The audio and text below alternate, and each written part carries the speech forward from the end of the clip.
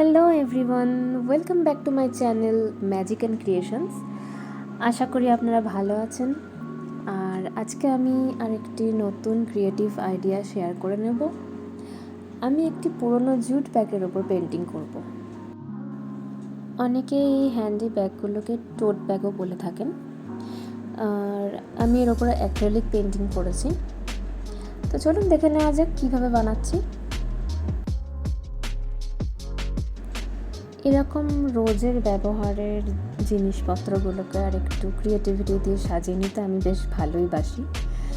তো প্রথমে আমি একটা ক্যানভাস বোর্ডকে এই ব্যাগের বোর্ড হিসাবে ব্যবহার করে নেব।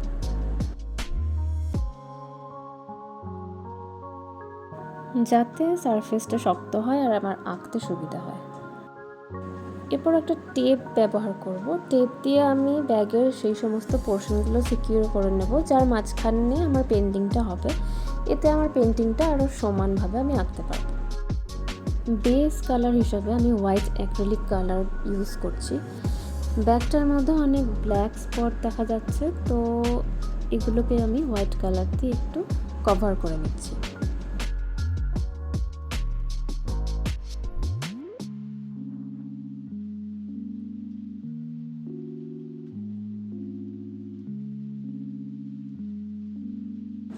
এবার স্কেচ পেন দিয়ে আমি আউটলাইনটা তৈরি করে নিচ্ছি, মানে যে পোর্ট্রেটটা আমি বানাচ্ছি তার আউটলাইনটা একটা নিজের সুবিধা মতো আমি এঁকে নিচ্ছি।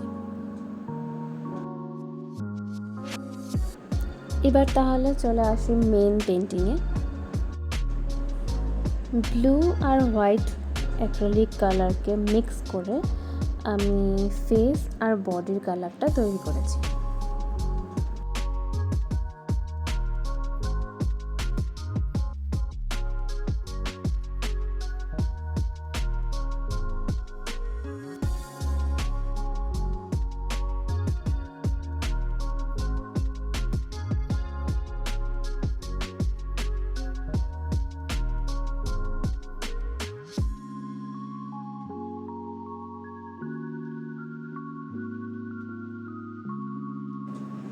এবার পাগড়ির যে অংশটুকু আছে এবং ড্রেসের যে অংশটুকু আছে এই পোর্শনগুলো আমি অরেঞ্জ এবং ইয়েলোকে মিক্স করে ব্যবহার করছি।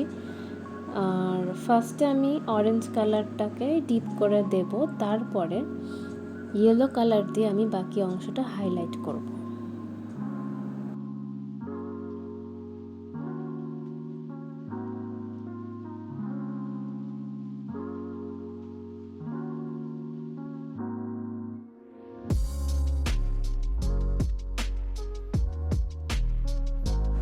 এবার আসছি ডিটেলিংয়ের পালায়।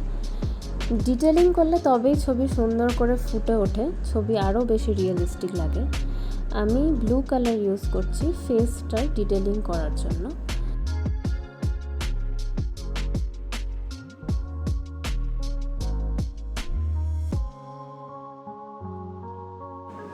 আর ব্ল্যাক কালার দিয়ে আমি হেয়ার পোর্শন, আইব্রো, চোখের পাতা এইগুলো এঁকে নিচ্ছি।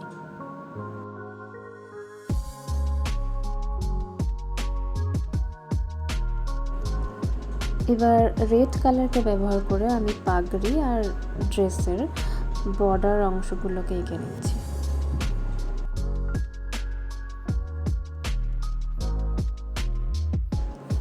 এবার আমি আমার কৃষ্ণ ঠাকুরকে ফুল দিয়ে সাজিয়ে নেব পুরো পাগড়িটা জুড়ে এবং ফ্রেমটা জুড়ে এবং ব্যাগের যে বর্ডার লাইনগুলো সমস্ত কিছু জুড়েই আমি ফুলই আঁকবো এবং ফ্লোরাল প্যাটার্নেরই এই পুরো ছবিটা হবে।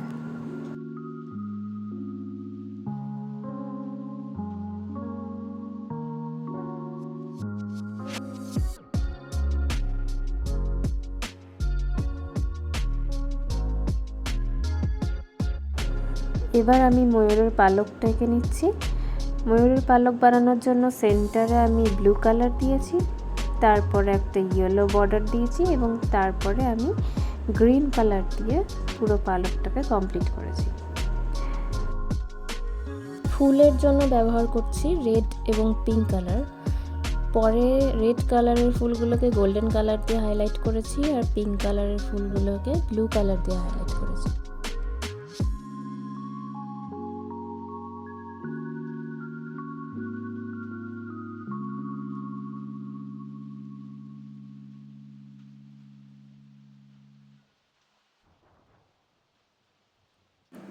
এবার আস্তে আস্তে ছবিটার ফিনিশিং টাচ দিয়ে দিচ্ছি। বাকি ফুলগুলো বর্ডার দিয়ে দিয়েছি, আরও একটু ডিটেলিং অ্যাড করে দিয়েছি, একটু এক্সট্রা পাতাও অ্যাড করে দিয়েছি, এতে ছবিটা আরও ভরাট লাগবে। এবং এইভাবে আমি আস্তে আস্তে ছবিটাকে শেষ করলাম। কালার শুকিয়ে যাওয়ার পরে ভার্নিশ অ্যাড করে দেবো। ভার্নিশ অ্যাড করলে তবেই অ্যাক্রিলিক কালার প্রোটেক্টেড হয়ে যায়। যে কোনো সারফেসে যেখানেই অ্যাক্রিলিক পেন্টিং ব্যবহার করা হচ্ছে তার উপরে ভার্নিশ অবশ্যই অ্যাপ্লাই করবেন, তবেই ছবিটি অনেক দিন অবধি লং লাস্টিং থাকবে।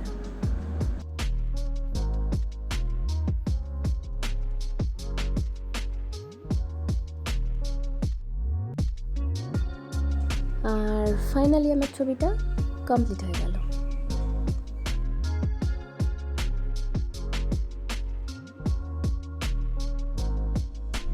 আপনারাও চাইলে এরকম ক্রিয়েটিভ পেন্টিং আপনাদের বাড়িতে ট্রাই করতে পারেন।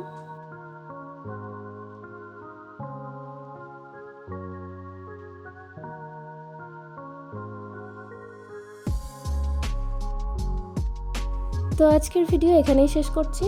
দেখা হচ্ছে পরের ভিডিওতে নতুন কোনো ক্রিয়েটিভ আইডিয়া নিয়ে। ভালো থাকবেন, সুস্থ থাকবেন এবং ক্রিয়েটিভ থাকবেন।